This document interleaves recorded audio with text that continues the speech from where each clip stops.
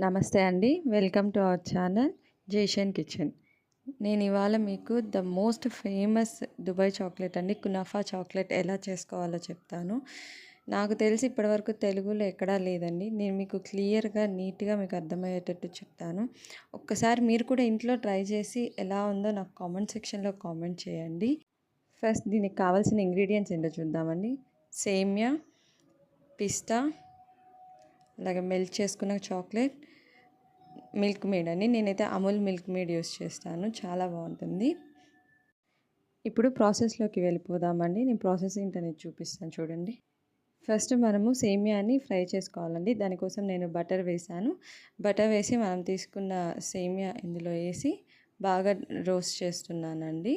నేనైతే already roasted వెమ్సెల్లి తీసుకున్నాను కాబట్టి కలర్ అలా ఉంది. మీరు ఏదైనా తీసుకోవచ్చు. చూడండి, ఇలా ఫ్రై అయ్యాక మనం తీసి పక్కన పెట్టేసుకోవాలి. ఇప్పుడు మనము మెల్ట్ చేసుకునే చాక్లెట్ ఉంది కదండి, అది తీసుకోవాలి. మన దగ్గర మౌల్డ్స్ ఏమీ లేనప్పుడు మీకు బిస్కెట్ ప్యాకెట్స్లో ఇలాంటిది వస్తుంది కదండి, జిమ్ జామ్ కానీ బోర్బన్ కానీ అలాంటి వాటిలో మనం అలాంటిది తీసుకొని యూస్ చేసుకోవచ్చు. ఫస్ట్ ఇలాగా మొత్తం మనం ఫిల్ చేసుకోవాలండి, కింద లేయర్ మొత్తం రౌండ్గా. ఇప్పుడు దాన్ని తీసుకెళ్ళి ఫ్రిడ్జ్లో పెట్టాలి. లోపల స్టఫ్ కోసం మనము ఇందులో పిస్తా వేసి ఫస్ట్ గ్రైండ్ చేసుకోవాలి. ఇలా పౌడర్ లాగా అవుతుంది. ఇప్పుడు ఇందులో మనం ఒక 3 స్పూన్స్ కండెన్స్డ్ మిల్క్ వేసుకోవాలండి. అంటే అది మనం తీసుకునే క్వాంటిటీని బట్టి ఉంటుంది ఎన్ని స్పూన్స్ అనేది. నాకైతే 3 స్పూన్స్ పట్టింది, నేను 3 స్పూన్స్ తీసుకున్నాను.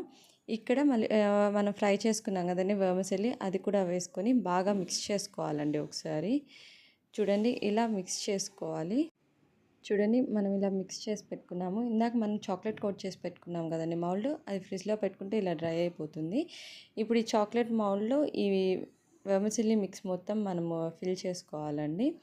ఇలా కంప్లీట్గా పై వరకు ఫిల్ చేసుకోవద్దు, కొంచెం మళ్ళీ మనం చాక్లెట్ వేయడానికి స్పేస్ ఉండేటట్టుగా ఫిల్ చేసుకోండి.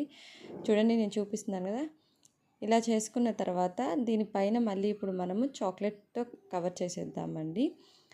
చూడండి, ఇలాగ చాక్లెట్తో కంప్లీట్గా కవర్ చేసేద్దామండి. మనం ఇలా కవర్ చేసినప్పుడు సైడ్స్కి కూడా వెళ్ళి మంచిగా కోట్ అవుతుందండి ఈ లోపల స్టఫ్ మొత్తం.